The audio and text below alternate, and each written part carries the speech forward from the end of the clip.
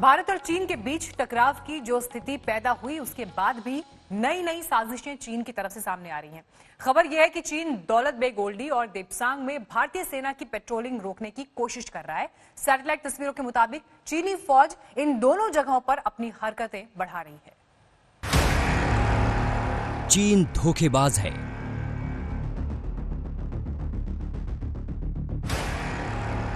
चीन बहुत बड़ा झूठा है।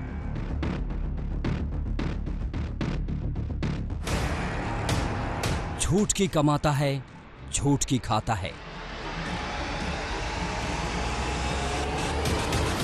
तभी तो वो वादा करके भी उसे पूरा नहीं करता।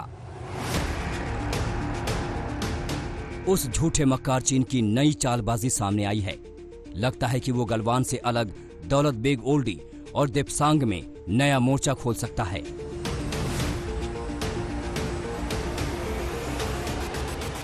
आपको चीन की चाल से जुड़ी एक्सक्लूसिव तस्वीरें दिखाते हैं।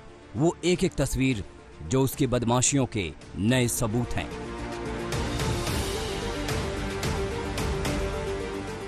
सूत्रों के मुताबिक जून में दौलत बेग ओल्डी में हलचल बढ़ी है। तस्वीरें भी इसकी गवाह हैं कि चीनी बेस के पास कैंप और वाहन दिखे। यहां पर नए शिविरों और वाहनों के लिए ट्रैक बनाए गए हैं। ग्राउंड ट्रैकिंग के जरिए भी इसकी पुष्टि हो चुकी है। चीन की कोशिश है कि डीबीओ इलाके में भारत की पेट्रोलिंग को ब्लॉक किया जाए। सूत्रों के मुताबिक ये कोशिश पेट्रोलिंग पॉइंट 10 से 13 के बीच हो रही है।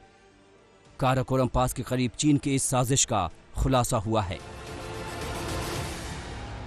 आज तक के पास मौजूद एक्सक्लूसिव सैटेलाइट तस्वीरों से साफ है कि किस तरह से चीनी सेना ने एक सोची समझी रणनीति के तहत गलवान नाला इलाके में अपना सैन्य जमावड़ा बढ़ाया।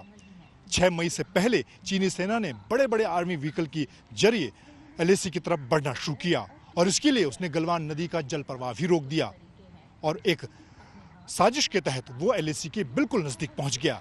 लेकिन समय रहते भारतीय सेना ने उसे रोकने का काम किया। मतलब साफ है कि चीन गलवान विवाद सुलझाने का दिखावा कर रहा है। वो नाटक कर रहा है, दुनिया की आंखों में धूल झोंक रहा है।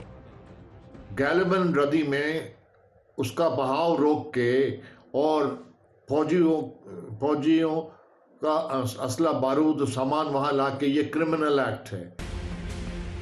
गलवान में 15 जून को हिंदुस्तान कैसे भूल सकता है। ये इतिहास की वो तारीख है जो चीन की कायरता का जीता जागता सबूत है। मातृभूमि की रक्षा करते करते 20 जवान शहीद हो गए थे। उस विवाद को सुलझाने के लिए 22 जून को कमांडर स्तर की बैठक भी हो चुकी है। लेकिन शराफत का चोला ओढ़े चीन चालबाजी से बाज नहीं आ रहा।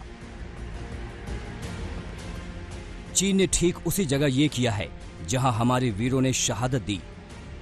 22 जून की सैटेलाइट इमेज साफ बता रही है कि चीनी फौज फसाद वाली जगह पर फिर लौट आई है। चलिए आपको पूरी कहानी सिलसिलेवार तरीके से बताते हैं। 22 मई को चीन की ये पोस्ट निगाह में आई थी। भारत भूमि में करीब 20 मीटर भीतर। गौर कीजिएगा। अब 16 जून की तस्वीर देखिए। उसके तहस नहस कैंप दिख रहे हैं क्योंकि भारत के सैनिकों ने 15 जून के खूनी संघर्ष के दौरान उसे तबाह कर दिया था। ऐसा इसलिए कि चीन ने एलएसी को लेकर हुए समझौतों का घोर उल्लंघन किया था। अब दोनों तस्वीरों को एक साथ देखिए। साफ है कि चीन के कैंप उजाड़ दिए गए थे, जला दिए गए थे। जी, भारत के सैनिकों ने इसे तबाह किया था। इस जगह की हालत एकदम खस्ता थी। और 22 जून की तस्वीरों पर गौर कीजिए। पेट्रोलिंग पॉइंट 14 पर 4 टेंटेज हिफाजती दीवारें खड़ी हैं और यहां तक कि इन्फेंट्री गन भी तैनात हैं। एक और तस्वीर है जो चीन की धोखेबाजी की जिंदा मिसाल है।